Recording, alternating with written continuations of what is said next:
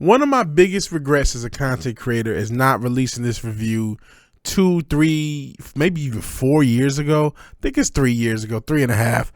I wrote and recorded the audio to a Joker review for the first Joker.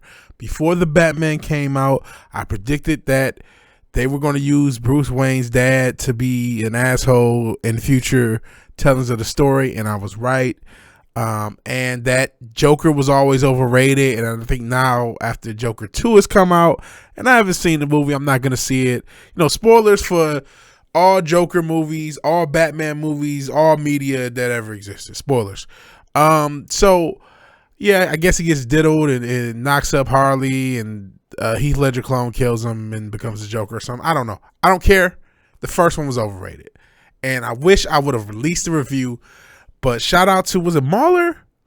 I saw somebody's review and I realized mine sucked. It wasn't even of Joker. It was another review of how detailed it was and how detailed the editing was. And then I put all this work into the editing, and then something fucked up happened with the audio. And shout out to Wait Down.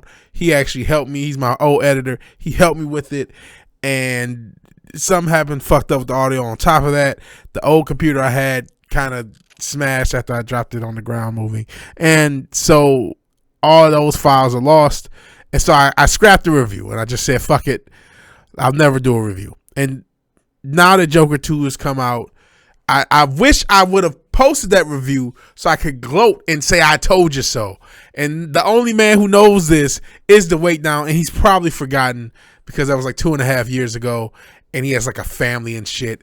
But so good news, bad news. I actually found part of the original review in my drive. The audio is still unusable, and I also found the script, as I'll get into a little bit later, of that original review. So you're going to see a edited supercut, and you've already been seeing it throughout this review of the actual editing that me and Wait Down did that was supposed to go along with the script. If you want me to post it with the unusable audio, I will. I can't do that, but otherwise this is a brand new review using the footage that we had edited together from the original review. I'm going to try to make it at least be usable. It may not always correlate with what I'm talking about, but I appreciate anyone who's just bearing with me. I should have did this review 3 years ago. Apparently it was summer of 2021 where I started, and I wish I would have followed through. Let this be a lesson to any creator, because I know some content creators who watch me. You got to get stuff over the line. Sometimes just get it over the line. Perfect is the enemy of good. I tried to make a perfect review and it never happened. So back to the video. The first Joker should have never happened. Or if it was going to happen, it should not have happened as Joker.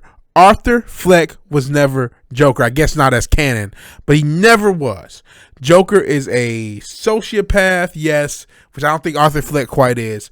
And he's a brilliant tactician, someone who, despite his eccentricities, and I may have mispronounced that word, whatever, so, despite his eccentric nature, he's a genius. He's a criminal mastermind. That is something in every telling of the Joker. And he's not 50 years older than Batman. That's also true. And he doesn't put his finger in Batman's mouth when he's 8 years old. That was very weird. I'm going to leave the Diddy, R. Kelly, Weinstein, Epstein stuff out of this review to the great extent that I can, since they apparently raped Arthur Fleck in Joker 2. So Joker 2 does sound like a disaster, right? But Joker 1 set up that disaster because it should have never even existed. It was never a Joker movie, and apparently shout out to Fizz Chozo. He told me that there's an interview, and I looked it up. I tried to find this interview, but of Todd Phillips saying that, you know, he kind of just made it a Joker movie, that it was written as a different type of movie, or the idea was for a different type of movie, and then making it Joker was a way of getting the movie made, because you have to have a comic book movie. You have to have a pre-existing property to attach yourself to get a movie made nowadays. But the film to me would have been better if it wasn't Joker.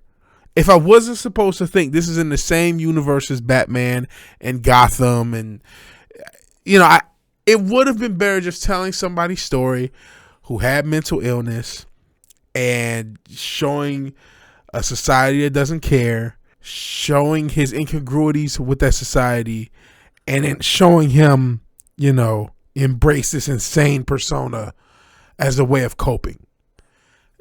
That would have been fine if it wasn't Joker. Because the character's not Joker. Going back to Fizz Chozo in my streams, and you should watch the streams. That's what the channel's kind of based on at this point. But he's compared what Arthur Fleck is a little closer to Zaz, which is probably a little bit better. But just outside, he shouldn't even be associated with a comic book property. This is a little bit, I'm not going to blame Todd Phillips yet. We'll get to him.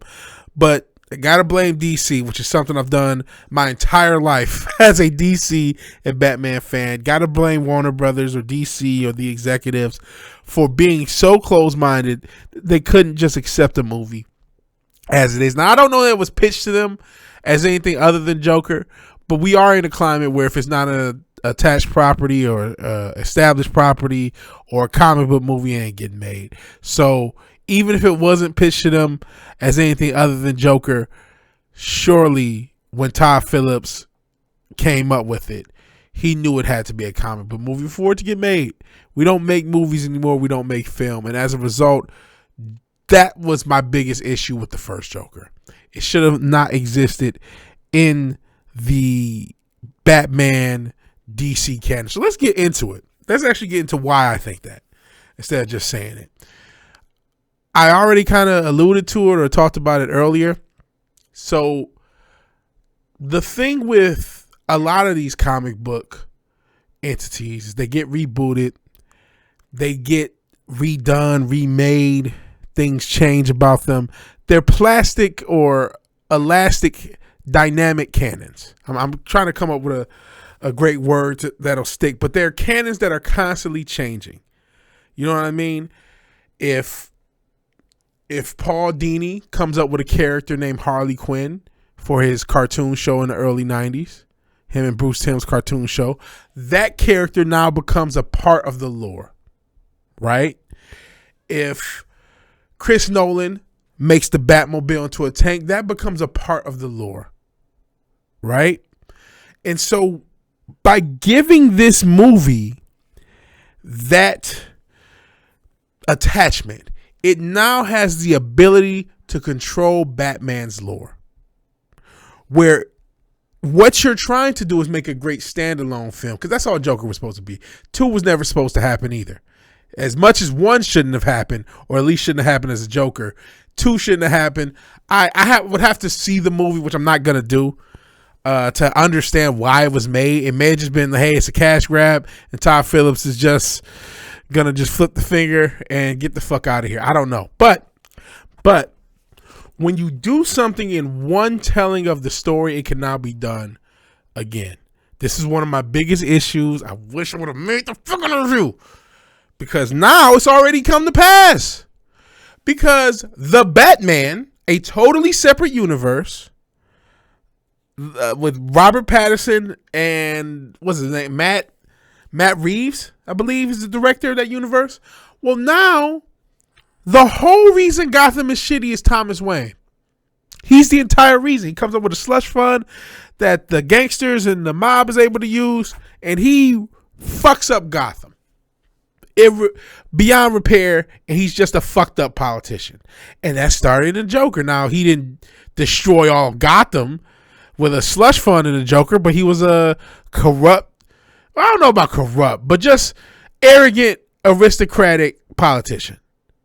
And now, instead of being this doctor who partially is an inspiration to Batman because he's sacrificing his life of being a billionaire to help people, similar to what his son would go on to do, now he's just a corrupt, money-hungry or power-hungry politician. And Batman 2 tries to gloss it out, tries to iron it out. But come on, man. If you were dealing with the mob and you asked a mobster to go see somebody who's writing crazy stories about your wife, you know what the fuck you're doing. I don't buy that. He's an idiot. Come on, man. He knew who he was dealing with. I don't buy that. I didn't buy that explanation in theater when I forgave it in Batman or The Batman. And so I'm just not buying that. So now Thomas Wayne's fucked up. Thomas Wayne is nice and fucked up forevermore. He will always be destroyed, and it started in the Joker. So that was a huge reason. And most of my reasons because this shouldn't be a DC property. It shouldn't be a DC property. Again, Arthur Fleck is not the Joker. Arthur Fleck is this. He's kind of a weakling. You know what I mean? I hate to be another bully in his life, but he's kind of a victim also. You know, he does have some really effed up things happen to him, but he also makes effed up decisions. I don't know why I said effed up like I haven't cursed already, but whatever. He makes very bad decisions. And, you know, why did he bring a gun into a children's hospital? It's like he isn't smart, which again was part of my issue because Joker is supposed to be this tactical genius. And you have this fucking bumbling idiot, someone you feel sorry for. You know, his mom has the mental illness. And that's another issue I had. What mental illness does he have? And I knew the pronunciation of the laughing disorder that is a legit mental disorder that Arthur Fleck had. I don't know how to pronounce it. I'm not going to try. And I'll put it on the screen. He has that. And that's official. But the rest, he's just vaguely mental ill. I mean, obviously he's depressed, but he's just vaguely mentally ill. He doesn't have a specified mental illness. It's just movie mental illness. And yes, he was justified in defending himself in the train against those people who worked for Wayne Enterprises. I'll give him that. But I mean, he's kind of a whiny bitch. And Joaquin Phoenix was so charismatic as an actor, and it was such a great performance. And it was shot so well, which apparently the second one is. And I love cinematography. I'm a mark for cinematography. I love a well-shot, either well or poorly lit, but for creative effect, scene and set pieces. I do like that stuff, right? I did like Joker. I was ultimately critical of it, and mainly critical because it shouldn't have been a part of the Batman canon. But I did like it, especially because of Joaquin's performance. But man, I almost want to pull up some elements of the review. I have it written, but I don't know if I have the wording right. Okay, I found my original review from July of 2021. That's when I wrote it. It is like 6 pages. It was like 30 minutes. Long review. But I wanted to get into the idea that I'm supposed to sympathize with Joker. And actually, I'm going to go through some of these concepts again. I'm going to go through some of this again. And sorry, this is all over the place. This is Brant style. This is going to be Rant Gorilla Pimp style. It's not going to be as clean and nice and edited as I wanted. But here we go. So my issue was, just because life is unfair or you're mentally ill, you don't have a free pass to do whatever you want. Arthur, okay, we'll give him the train killings. Cool. He kills Murray Franklin, which, Murray kills him for no reason. All Murray did is have a show, and it gave him a fucking platform. He kills his coworker Randall. He ain't to kill him. You know what I'm saying? Yeah, he was an asshole, but he ain't to kill him. And he kills his mom. And I know his mom was fucked up. And I ain't saying, you can put her in a nursing home, but shit, he was living at home. So even if his mom was fucked up, at least he had a place to stay. He wasn't homeless. The fuck was he gonna do? But he kills these motherfuckers, and I'm supposed to feel like he's justified in this shit. Yeah, his mom was kind of a fucked up hoe. Maybe his dad's Bruce Wayne's dad. Maybe it's not. Maybe they say it in Joker 2. I don't know. I'll give a fuck. That's another thing. The fact that him and Batman are brothers, that was dumb. That was dumb shit. It was dumb shit. But he's not justified to do this bullshit. I'm not supposed to feel sorry for this asshole. Fuck him. The fuck? All of us is broke. If you listen, maybe a few people watching this or listeners got money. Everybody broke. We didn't crash this economy, and we gotta deal with the fucking consequences. We can't go stabbing people and fucking people up, and you get what you fucking deserve and blow somebody's brains out. No, we gotta go to work the next fucking day. But this asshole crying about it, fuck him, fucking victim. And that wasn't the only thing. I forgot about this. I'm glad I brought up this review. And though it is the draw and what makes Joker 2 even worse, did that shit even fucking happen? Because if they didn't do Joker 2, I almost felt the intended idea it was all bullshit anyway, and he was in Arkham the whole time. And that pissed me off, the idea that all this shit that we just went through may have just been some fictional bullshit. Because his delusions was a huge part of it. hence the Zaza Beats, I believe that's her name, and the storyline with her. So my issue with the first Joker shouldn't have been made. One, Arthur Fleck is a hoe, and he's not Joker. The shit really may not be happening. And because it was made as Joker, made in the Batman universe, it has the ability and already has fucked up the canon. It has the ability to fuck up the canon, and it already has. So, I had a whole bunch of examples. I almost want to publish this script. I mean, it's not done as a real script. It's just really like almost a hand-fisted essay with a few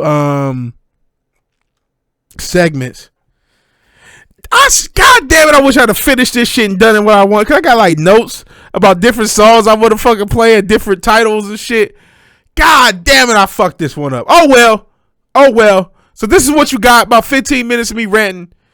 It could have been a cold fucking review. I'm telling you, it would have been a cold review. I had different segments, but this is why I don't do videos like this. It takes too much time. It took months to get it done, get it edited, and then ended up smashing the computer up anyway. So all this shit aside, what do you think? Have you seen Joker 2? What do you think of that? Do you agree with me about Joker 1 being overrated? Didn't say it was terrible. It was well acted, well shot, and of course the score was cold too. You tell me what you think. If you like the video, like it and all that other good stuff. I'll be back one day, I guess. Peace.